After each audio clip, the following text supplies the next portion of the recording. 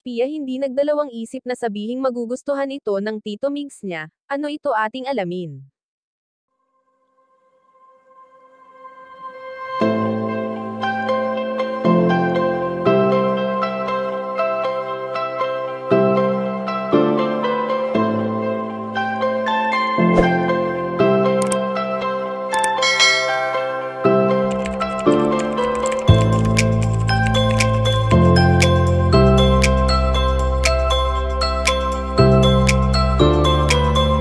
Isa sa sadyang kahanga-hanga kay Bunso Migs Malino ang pagiging mabuti nito sa lahat ng miyembro ng kanilang pamilya.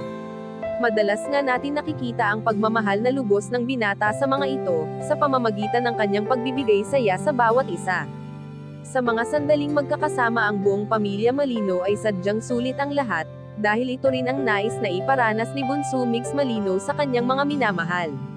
Matatandaan na noong dumaraan ang binata sa matinding pagsubok sa buhay, ay tanging pamilya niya lamang ang kanyang naging sandigan sa lahat ng oras.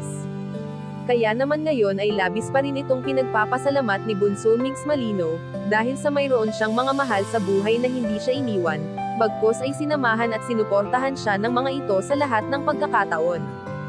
Simula nang nawala ang yumaong si Cutie Mahal ay maraming na-realize si Bunso Migs Malino at isa na nga rito, na habang nabubuhay pa ang mga taong minamahal natin ay nararapat lamang na iparamdam natin ito sa kanila. Sa ngayon nga ay makikita natin ang malimit na bonding ng pamilya Malino, at ayon sa aming impormasyon na nakalap na hindi nagdalawang isip na sabihin ni Pia na magugustuhan ito ng kanyang Tito Migs, narito ang video ating panoorin.